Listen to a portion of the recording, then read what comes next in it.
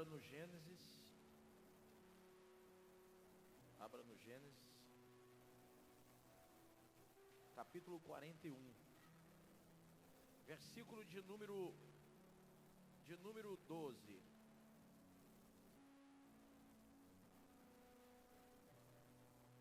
Quarenta e um, 12. Amém?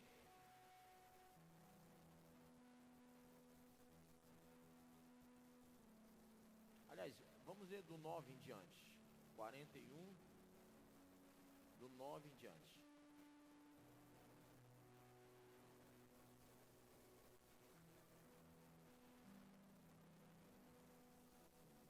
Diz assim: Então disse a Faraó, o copeiro-chefe: Lembro-me hoje das minhas ofensas.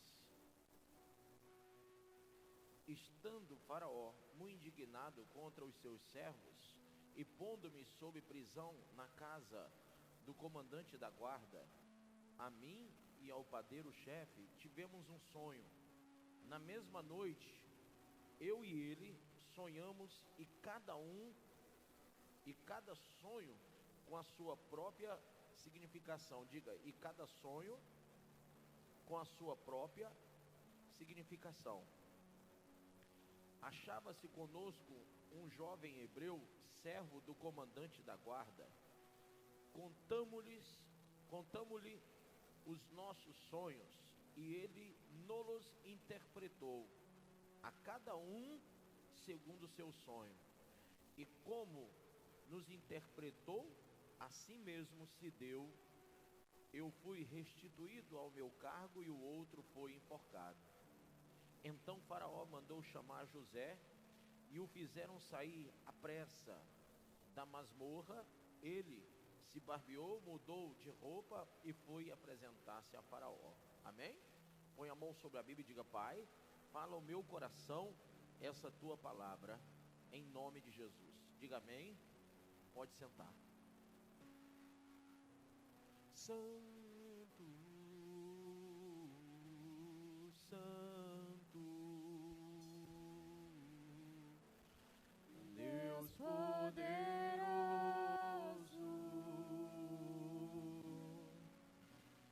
Santo, Santo, Deus poderoso.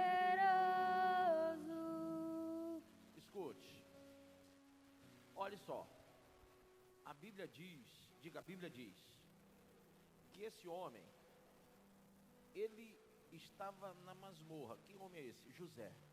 Estava na masmorra. Ele havia pedido ao copeiro-chefe, aqui no versículo, capítulo 40, veja 40, ele havia pedido ao copeiro-chefe que lembrasse dele. Amém? No 40, verso 23, diz que o copeiro-chefe esqueceu, ó. O copeiro-chefe, todavia, não se lembrou de José, porém, dele se esqueceu. Diga assim: Deus fez com que ele esquecesse. Mas por quê? Quando Deus tem um propósito, irmão, o que vai se cumprir não é o do homem, é o de Deus. No plano de José, era assim: você vai lá, se apresenta ao copeiro-chefe, e o copeiro-chefe, você vai lá se apresentar ao faraó, e o faraó vai olhar para você, vai ver que você foi abençoado através da minha vida, e vai me chamar lá, e eu vou sair da masmorra. Esse era o plano de José. Mas o plano de Deus era outro. O plano de Deus é que ele continuasse aonde? Na masmorra. A obra ainda não tinha se completado na vida de José.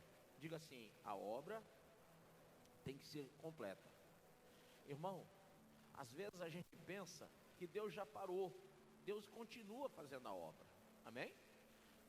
Agora, nós temos que saber, por favor, tira um pouco do... está dando muito... Nós temos que saber como Deus opera. Existe um momento em que Deus vai encerrar algo para começar outra coisa na nossa vida. Mas ele não vai parar até que aquilo que ele começou termine.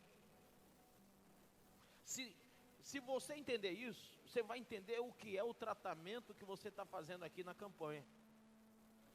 Você não pode simplesmente tomar um remédio e dizer, estou curado. Entendeu? Você tem que entender que há um tratamento que vem após aquele primeiro remédio que você tomou. É assim que é o mundo espiritual. Então, o inimigo, o diabo, o mal que amarra você na prostituição, nas drogas e etc., na bebida, ele não vai deixar de agir na sua vida amanhã. Amanhã ele vai continuar tentando contra você. E o que é que ele tem a favor dele? Ele tem a favor dele que existe uma doença na sua alma. Quem entende isso? Existe uma doença. Uma doença que faz com que o teu coração reaja da forma errada. Que a tua boca fale o que não deve. Que os teus olhos olhem para onde não pode olhar. Que a tua mente pense o que não deve pensar. Que o teu coração sinta o que não deve sentir. Essa doença espiritual, ela continua lá. Por quê? Porque Deus, Ele precisa que você queira ser curado. Amém? Deus precisa que você queira ser tratado. A doença na alma, ela só pode ser tratada quando aquele que é doente resolve se curar. Você sabe que o câncer é uma doença que já a medicina fala de uma forma quase que uniforme, que o câncer é uma doença psicossomática, ou seja, é uma doença que vem por causa de problemas da alma, entende? São problemas, são situações, em sua grande maioria, o câncer é oriundo de problemas da alma. Quando um paciente com câncer, ele começa a abrir o seu coração e se alegrar e crer e confiar, ele começa a reagir ao tratamento. Isso já é comprovado pela ciência. Agora, veja só, o causador do câncer é o diabo. O causador de todas as doenças é o diabo. Mas ele se aproveita de uma legalidade. A legalidade é que o salário do pecado é a morte. Então, lá em Romanos 6 fala sobre isso. O salário do pecado é a morte. Toda doença vem do pecado. A Bíblia diz que todos os pecados estão destituídos da glória. Isso quer dizer o quê? Que havia uma glória em Adão que ele não adoecia. Havia uma glória em Eva que ela não ficava doente. Ela não sentia dores de parto. Ela não sentia dores nas pernas. Ela não sentia dores na coluna. Ela não sentia o que muita gente vem para a igreja sentindo. Mas quando veio o pecado, também vieram as consequências do pecado.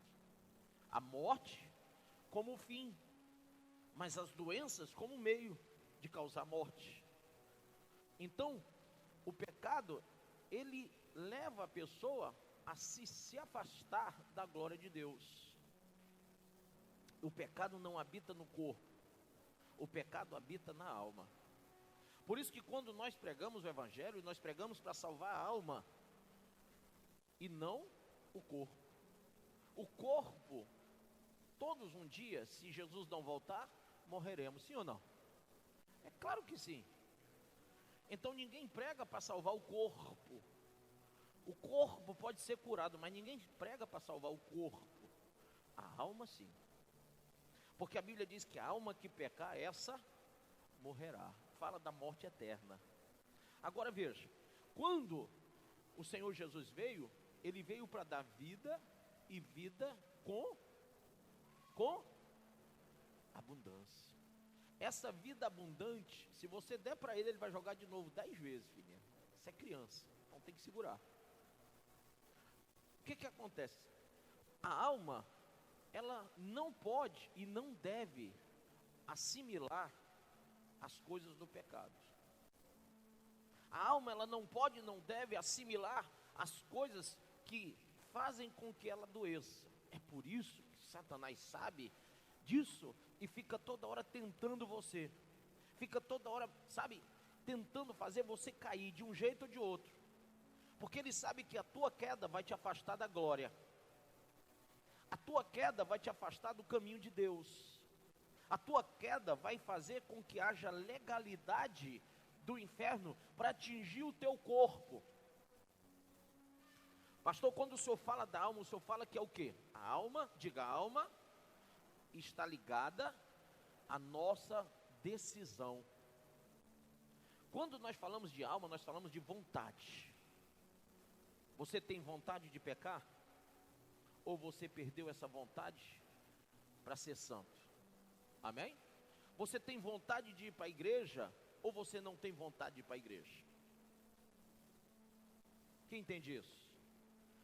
Se você tem vontade de ir para a igreja, é que a tua alma está sendo sarada. Se você tem vontade de ler a Bíblia, é que a tua alma está sendo sarada. Quando você começa a despertar para as coisas de Deus, é que tua alma está sendo sarada. Mas estranhe, olhe bem para mim, quando você não tem vontade de ir para a igreja. Quando você escuta músicas do mundo, quem entende isso? Quando você fica perto das amizades do mundo.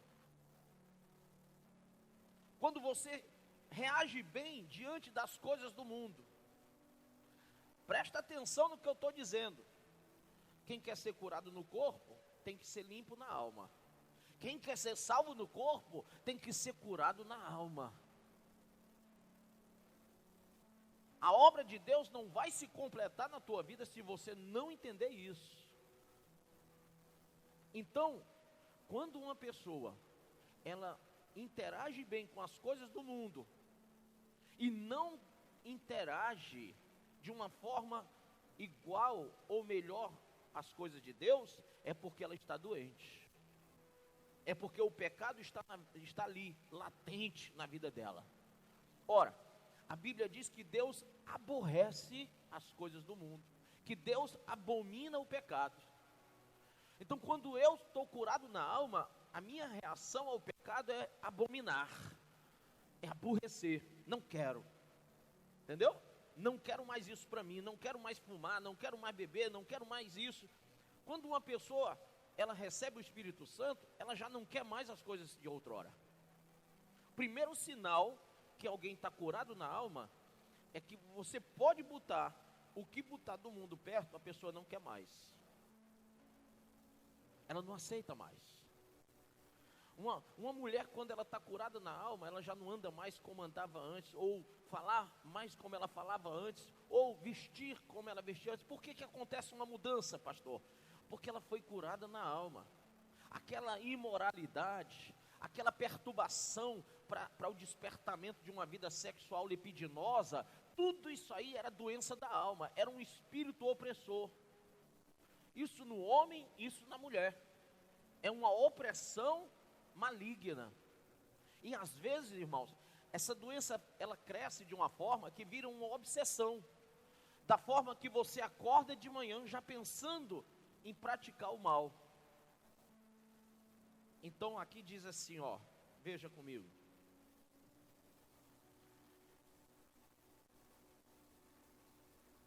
No versículo de número 14 diz: então Faraó mandou chamar José e o fizeram sair à pressa da masmorra. Por quê? Porque agora era o momento de José. Amém ou não? Tem um momento que Deus, ele libera a bênção. Tem um momento que Deus abre as portas. Tem um momento, você não sabe qual é, mas Deus sabe que você está pronto para viver uma vida plena, uma vida cheia do Espírito Santo, uma vida vitoriosa, amém ou não? Mas se você ainda não entendeu esse momento, você vai ficar tentando com um e com o outro apressar as coisas. Pastor, qual é o processo? O que faz com que as coisas andem rápido? O amadurecimento rápido. O amadurecimento rápido. Se você amadurecer rápido, a bênção vem rápido. Ora, 13 anos se passaram e José estava na masmorra pensando que ia sair. O copeiro esqueceu dele porque o Espírito Santo assim o fez. Quem acredita que o Espírito Santo podia ter lembrado? Quem acredita? Claro. Nele não convence o homem do pecado, do juízo e da justiça? Por que ele não podia lembrar o copeiro-chefe? Ei, você lembra daquele homem que falou sobre o teu sonho, que revelou o teu sonho e o sonho do padeiro? Você lembra que você voltou para a casa de Faraó, você foi honrado conforme foi revelado por ele? E você lembra que o outro foi decapitado? Você lembra disso? O Espírito Santo podia ter feito isso, mas não era o momento. Não era o momento. Levanta a mão direita e diga assim: existe o momento de Deus me exaltar. Esse momento é quando eu estou realmente curado na alma e Deus completou a obra que começou em mim. Existe um mistério nessa questão, é o seguinte: é que quando alguém vai ao médico, o médico vai examiná-lo ou operá-lo ou etc, qualquer procedimento, quem vai lá é você. Quem senta lá esperando é você. Quem fica na espera, por isso que o nome é paciente, né? Só chega na igreja tão impaciente, mas quando vai no médico tem que ser paciente. Espera, e nada do médico vir. Eu estou falando do médico particular, porque se for do UPA, arma a tua rede. Se for pelo governo, irmão, tu fica logo lá preparando para o bolo de 70 anos. Que vai passar o tempo, tu vai ficar lá só esperando. Né? Tô falando alguma inverdade, pessoal? Claro que não, né? A demora, eu fico irritado quando eu vejo propaganda da prefeitura ou do estado dizendo que investiu e que agora o atendimento é imediato. Gente, pelo amor de Deus, imediato para quem? Né? Isso não dá nojo? Você vê todo dia isso na televisão. O pior é que a gente é que paga com os nossos impostos da propaganda. A mentira. Ainda tem gente, né? Mudando um pouco de assunto, mas ainda tem gente que dá testemunho na televisão da mentira. Meu Deus, né? Mas voltando, foi só um desabafo. Eu gosto de aproveitar quando eu estou no rádio, na TV, para isso também. Mas aí você imagina, fica imaginando que ele estava na masmorra pensando, mas poxa, por que não aconteceu? Por que não aconteceu? Poxa, Deus me usou e não aconteceu nada. O copeiro foi lá, falou com o faraó e nada. Não, irmão, é que o faraó ainda não tinha sonhado. O sonho de Faraó foi providência de Deus. Deus deu um sonho a Faraó. Ia acontecer a seca, ia acontecer a bonança, ia acontecer o período onde haveriam vacas gordas, mas também teria o período de vacas magras. Aquilo ia acontecer. O aviso vem da onde? De Deus, mas vem na hora certa. O aviso veio na hora de abençoar José, e o aviso de Deus hoje vem na hora de te abençoar e abençoar a tua casa também. Aí a Bíblia diz que ele lá esperando na masmorra, então o copeiro-chefe lembrou. Foi ele que lembrou? Não, foi Deus, foi o Espírito Santo que lembrou o copeiro-chefe. Foi o Espírito Santo que lembrou ele. Aí ele vai e fala sobre José, e Faraó manda tirar José da masmorra. E a Bíblia diz que ele se barbeou, mudou de roupa, porque é assim que Deus faz. Quando você vai ser exaltado pelo Espírito Santo, quando você é levantado por Deus, muda tudo. Muda tudo, diga muda tudo. Muda o aspecto, muda a vestimenta, muda tudo, meu irmão. Eu não acredito em crente que continua imoral, indecente, mentiroso e com aquele aspecto mundano.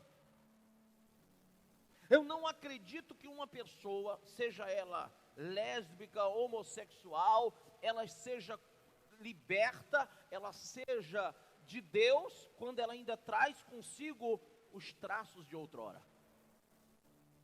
Quem entende isso? Quando uma pessoa é curada na alma pelo Espírito de Deus, ela já se olha diferente. Gente, o pecado fez com que Adão e Eva se escondessem atrás de uma moita. Quem lembra disso? O pecado deu consciência a eles sobre isso. Imagina você que eles estavam com vergonha de Deus. Quando alguém se converte, deixa eu pegar essa poltrona aqui. Quando alguém se converte, quando alguém realmente se converte, ela passa a ter consciência de Deus. E a primeira coisa que ela faz, irmão, é se esconder para não mostrar a sua vergonha. Ela não quer mais ser alvo, entendeu? Ela não quer mais demonstrar o pecado, ela já não quer mais, ela não quer que Deus a veja no pecado. Adão e Eva se esconderam de Deus porque não queriam que Deus os visse no pecado. Quando uma pessoa se converte, ela tem consciência que não pode mais, às vistas de Deus, caminhar no pecado. Você só está curado da prostituição, você só está curado da droga, você só está curado da mentira, do adultério e etc. Quando você se incomoda não comigo, nem com o irmão que está do seu lado, ou a irmã, ou o parente. Não, quando você se incomoda com Deus. Quando você começa a dizer assim, não, mas eu não quero mais que Deus veja isso na minha vida. Porque você pode esconder da sua mulher, escute bem, rapaz, você pode esconder da sua mulher o seu pecado. Você, moça, pode esconder do seu marido o seu pecado, mas nunca que você esconde de Deus. Nunca que você vai esconder de Deus. Então, se você realmente veio aqui para ser curado, importe-se com o que Deus pensa. Eu fico imaginando, tem gente que diz assim, eu vou lá manifestar demônios, Deus me livre, eu tenho vergonha. É? Você está preocupado com o que os outros vão pensar de você? Imagine que Deus está vendo isso dentro de você, irmão. Imagina que Deus está olhando para dentro de você e vendo o diabo, e vendo o mal, vendo o espírito da prostituição, da impureza, da idolatria, vendo a feitiçaria na tua vida, vendo a avareza. Deus está vendo a tua doença, porque a Bíblia diz que um dia, na casa de Jessé, Samuel ouviu a voz de Deus, e Deus o falou assim: o homem vê o que está à sua frente, mas eu, Deus, vejo o que está dentro do homem. Amém? Eu vejo o que está dentro do homem. Quem sabe que Deus está vendo o que está dentro de você agora? Se é o Espírito Santo, Ele sabe. Se é um demônio, Ele sabe. E a Bíblia diz que quando você conhece a verdade, você está ouvindo ela, essa verdade te liberta, irmão. Ela te cura, ela te sara. Ela transforma você no seu aspecto exterior também. Ela transforma a sua linguagem, a sua leitura da vida é diferente. Você não lê a vida mais do mesmo jeito, você não compactua mais do mesmo jeito, das mesmas coisas, você não quer mais nada igual antes, você quer uma mudança. Você olha para dentro de tudo querendo mudança, amém? É por isso que a Bíblia diz que as portas do inferno não prevalecerão contra você. Porque agora já não é mais você que vive, é Cristo que vive em você. Porque agora as coisas velhas já passaram e tudo se fez novo. Quer dizer, quando isso acontece, há uma cura, há um milagre, há uma transformação, uma metanoia. Lembra da metanoia? Transformação? Mas enquanto você não reage, o diabo, o mal se aproveita disso. Enquanto você continua sendo a mesma pessoa disfarçada de crente na igreja, quem entende isso? Enquanto você continua sendo um evangélico carregador de Bíblia, enquanto você apenas vem para a religião, o diabo continua deitando e rolando, continua fazendo contenda, confusão dentro da sua casa, através de você, através da sua boca, através dos seus pensamentos, que são muitas vezes maldosos.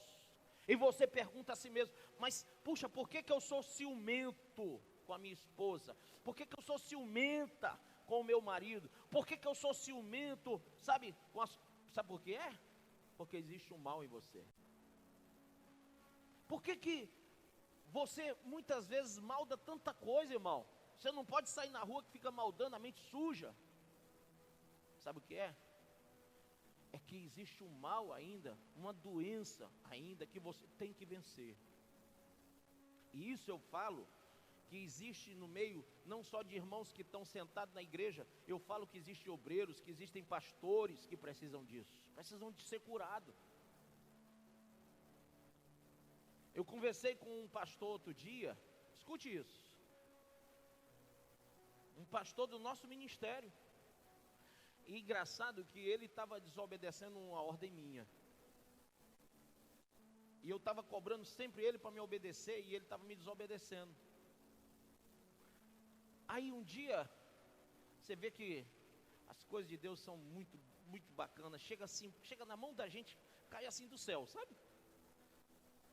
Aí ele ligou para mim e disse: olha, missionário, tem um fulano aqui na congregação que eu estou querendo disciplinar. Estou querendo disciplinar um irmão aqui, um obreiro, que ele está em desobediência. Eu dei uma ordem direta e ele me desobedeceu e me enfrentou e tal, e eu vou disciplinar, mas eu estou ligando para o senhor para comunicar. Eu disse: não, vai não. Primeiro tu resolve tua conta comigo, depois tu resolve com o obreiro. Ele: mas como?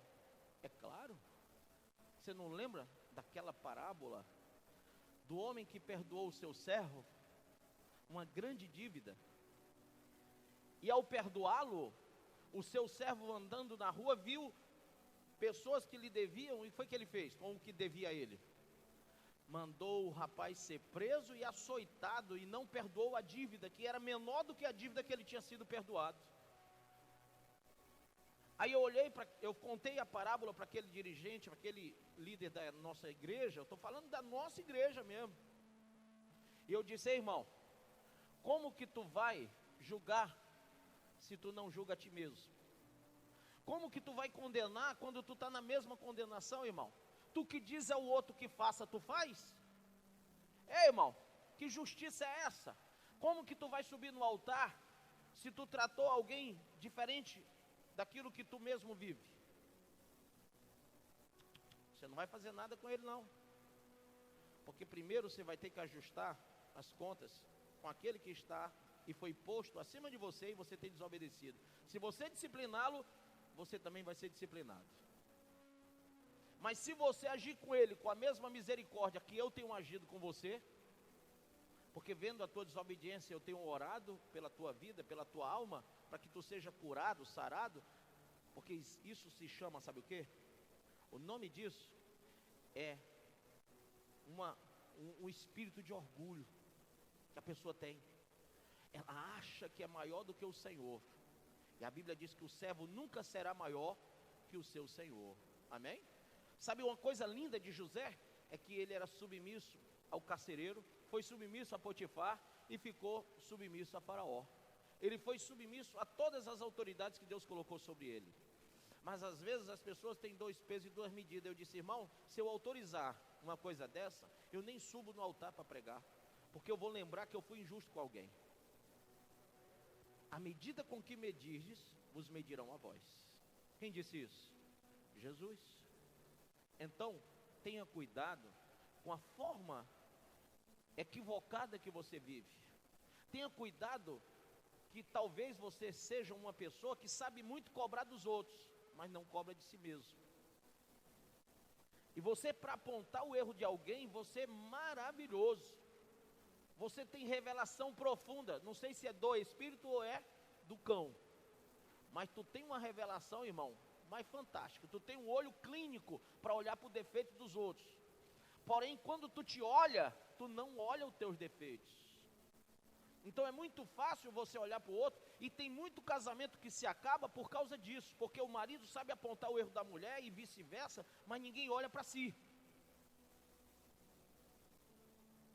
Diga, cura da alma. Sabe por que o Senhor confiou a José e deu a ele a bênção? Porque ele estava curado. Ele estava curado, irmão. E quando ele foi ser exaltado, ele foi ser exaltado porque ele tinha maturidade para entender o sonho do copeiro, o sonho do padeiro, e teve maturidade para entender o tempo de espera. Quando alguém promulga a lei, quando uma lei é promulgada, existe digamos assim, quando ela é editada, primeiro, ela vai ser promulgada depois. Primeiro ela é editada, ela é votada e aprovada, né? E aí é sancionada e tal, pronto. A lei existe, mas ela tem, até que ela passe a ter o valor legal, até que ela faça parte do contexto legal na nossa sociedade, existe um período de tempo chamado vacatio legis, que são em torno de 45 dias, em torno de vacatio legis, é um período, diga período, para que esta lei se torne realmente usual, ou seja, para que ela seja utilizada. Então, do período que José contou a revelação, até o período que ele foi chamado para sair da masmorra, teve um tempo de legalidade. Diga, tempo de legalidade. Tempo em que as pessoas, o vacatio legis serve para que você amadureça a sociedade. Então ninguém pode multar ninguém antes de primeiro falar que vai acontecer aquilo. Ó, se não usar cinto de segurança, quem lembra disso? Vai ser multado, tantos, né? Então teve um período de espera para todo mundo se habituar a botar o cinto. Teve um período de espera para José entender o projeto de Deus naquela hora. Aquele período ali tinha que acontecer para que ele não saísse da masmorra e pulasse no governo de Faraó sem maturidade, irmão. Você está aqui no período de Deus. Eu não sei se você está na masmorra, mas se está, você só sai dela se Deus vê que você está realmente pronto para exercer o que Ele quer.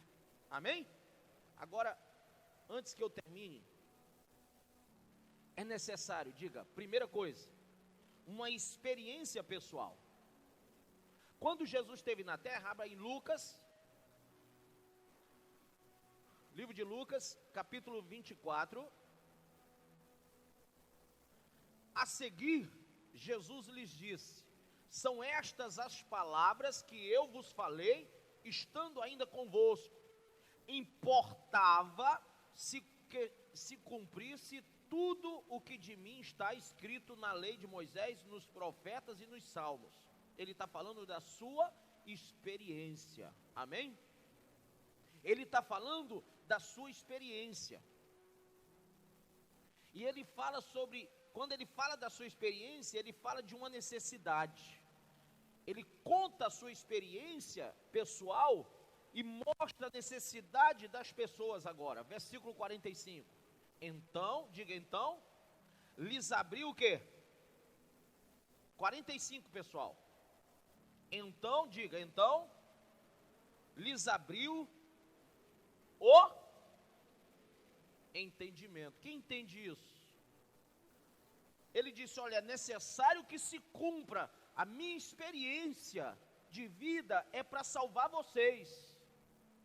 A experiência de vida de José foi para salvar ele e salvar o povo de Israel. A experiência de vida que eu tenho como pastor me serve a mim, a minha família e a igreja que eu pastoreio. Entende isso? Mas eu pego a vida de José, mas eu pego a vida de Jesus, mas eu pego a vida de Abraão, mas eu pego a vida de cada homem de Deus que me é exemplo de vida. Eu leio sobre a experiência de vida deles, para que eu possa trazer para mim o exemplo. E quando eu trago o exemplo para mim, quando eu avoco o exemplo para mim, quando eu invoco Deus diante desse exemplo, eu estou amadurecido. Amém? Eu estou amadurecido. Então Jesus disse assim, 45, então lhes abriu o entendimento para compreenderem as Escrituras. Se você lê a Bíblia, mas você não tem o entendimento aberto, você vai pensar na Bíblia como um livro passado. Você vai pensar na Bíblia como um livro ultrapassado. Você vai olhar para a Bíblia como um livro religioso.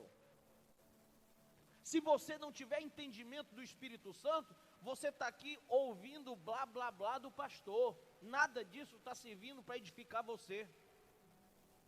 Você vai entrar mudo e sair calado, irmão. Não vai ter transformação em nada em você. Por isso que eu oro toda vez que eu vou pregar. Quem já notou? Eu peço ao Espírito Santo que abra o entendimento. Eu sempre mando você pôr a mão sobre a Bíblia e dizer, Senhor, abre o meu entendimento, para que você perceba a necessidade que você tem de entender as coisas espirituais. Porque lá em 1 Coríntios 2 diz que as coisas espirituais só entende aquele que tem o Espírito de Deus. Então você precisa do entendimento aberto, para que você não seja um João teimoso, e você seja curado. Quando eu era pequeno, irmão, tinha um João teimoso, eu não sei como que chama hoje, porque faz muito tempo que eu era pequeno. Mas era um boneco inflável, que a gente batia nele, ele ia e voltava, eu não sei como que chama hoje. Hein? Mesma coisa? Então o povo ainda continua na tradição do João teimoso, né? Mas aquele João teimoso é profético, é revelativo. O cara que criou pensou nele próprio, pensou nos filhos dele, pensou na sociedade. Ele criou uma coisa que é notória. Todas as pessoas, elas se parecem com João teimoso, quando elas não têm o entendimento aberto. Quando o Espírito Santo não se revela, ou não as revela a vontade de Deus, elas vão e vêm para a igreja do mesmo jeito. Elas passam 1 ano, 2, 10 anos do mesmo jeito. Por que você é um marido ou uma esposa displicente? Diante de toda a palavra. Por que você chega em casa, irmão, você nem tem um cuidado de abrir a Bíblia em casa?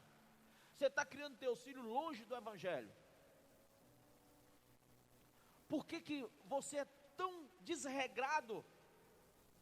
Você já notou? Você vem aqui, ouve uma palavra dessa, chega em casa, vai assistir novela, vai assistir TV. Você nem chega em casa para sentar com a sua família e falar e meditar sobre o que foi dito. Por que você continua sendo a mesma pessoa, os mesmos hábitos? É João teimoso. Continua teimando com o Espírito Santo. Mas na hora que você é curado,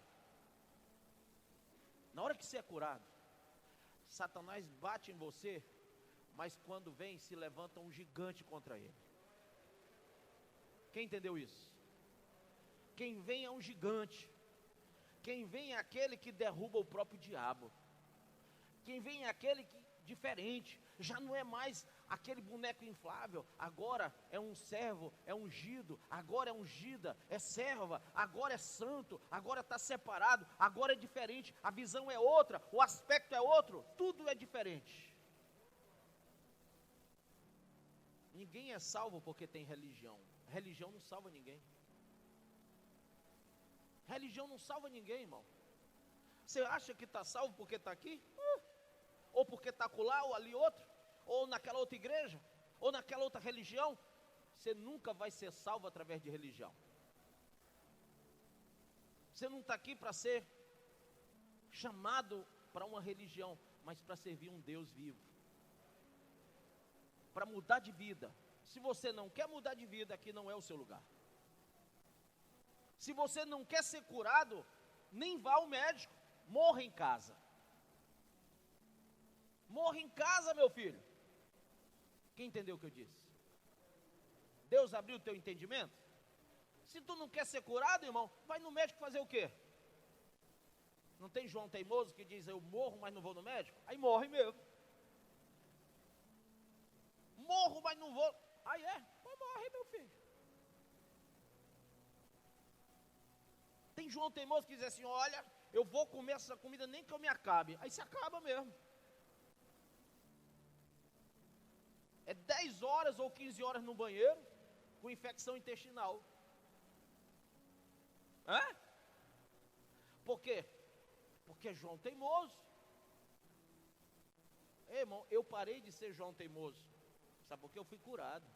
Eu sei o que a Bíblia diz que eu posso e o que eu não posso. A Bíblia me diz o que eu posso e o que eu não posso. Para onde eu posso ir, para onde eu não posso ir.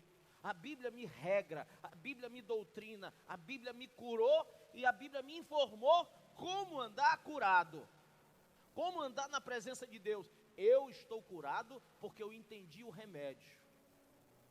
Agora você vem hoje aqui, tem gente que chega aqui com câncer. Aí eu digo assim, ó, 12 unções, 12, aqui tem 10 dedos mais 2, 12.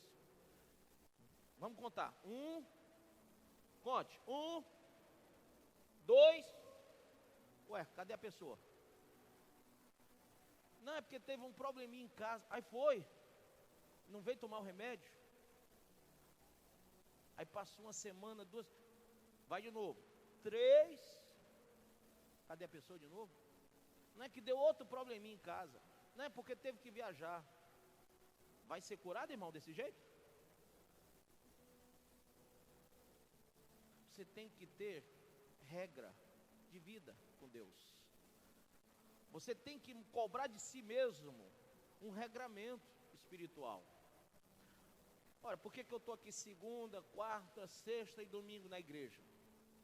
Sabe por que eu estou? Porque eu tenho um regramento de vida. Às vezes, irmão, como você, eu sou um ser humano que tenho minhas necessidades pessoais, que tenho meus compromissos alheios à igreja, mas eu tenho um regramento de vida. Eu sei que dependo de Deus para tudo, amém? Então nesse regramento de vida eu estou sujeito, eu estou submisso, eu estou debaixo dessa autoridade bíblica, desse chamado espiritual, e eu não posso me desvirtuar dele. Eu não posso achar que outra coisa o possa substituir. Se você está doente e o médico passa um remédio e você toma outro, não vai resolver. Tem gente que quer tomar um chazinho de cidreira, um chazinho de capim santo, um chazinho não sei de quê, e morre lá tomando chá. Num azedume desgraçado ainda.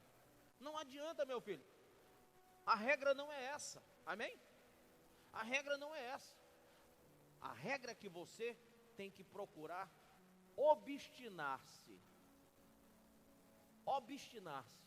à vontade de Deus. Você já foi tão obstinado para o mal? Você já foi tão regrado para as coisas ruins? Você já se obstinou contra Deus? Você já se colocou contra as coisas de Deus? Agora você vai se colocar a favor, amém? Objetive-se, irmão. Diga a si mesmo, meu objetivo agora é alcançar a graça de Deus. Meu objetivo agora é ser curado. O meu objetivo agora é verdadeiramente prosperar minha vida. Eu não quero mais viver debaixo do jugo do pecado, da maldição do pecado. Eu não quero mais ser eu mesmo, eu não quero mais reagir como eu. Agiu errado, vai lá e pede perdão. Ah, mas o orgulho, quebra o orgulho, vai lá e pede perdão. Se tu não pedir, o demônio que te usou vai continuar na tua vida. E amanhã vem doença, vem problema em casa, vem problema financeiro, e você diz, mas meu Deus, cadê o Senhor? Foi você que abriu a legalidade. É o seu orgulho. Você que está deixando os dias se passarem sem tomar a atitude correta. Amém? Lembra daquele ditado? Não deixe para amanhã o que você pode fazer agora. Amém? É hoje. É hoje que você tem que se converter do mau caminho. Amém, pessoal? Quem entendeu isso? A quem Deus abriu o entendimento? Amanhã eu vou falar mais sobre isso. Mas eu queria só que você guardasse isso. Diga, a experiência pessoal de José, a experiência pessoal de Jesus, a experiência pessoal do pastor da igreja, já me serve hoje, para que eu possa entender e ter um bom conhecimento do que a palavra de Deus tem para regrar a minha vida.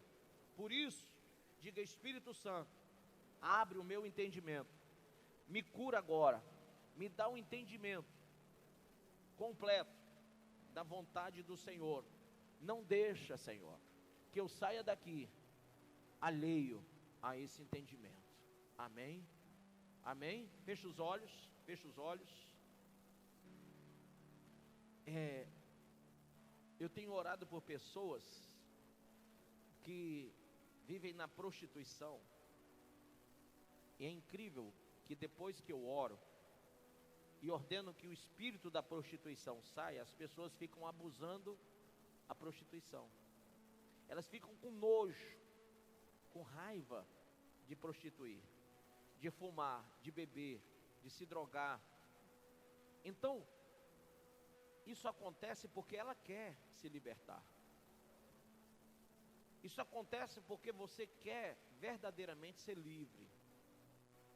Agora, cuidado, irmão, para você não passar pelo hospital, para você não vir até o médico dos médicos, e a si mesmo você dizer, ele pode passar qualquer remédio, mas eu não vou tomar.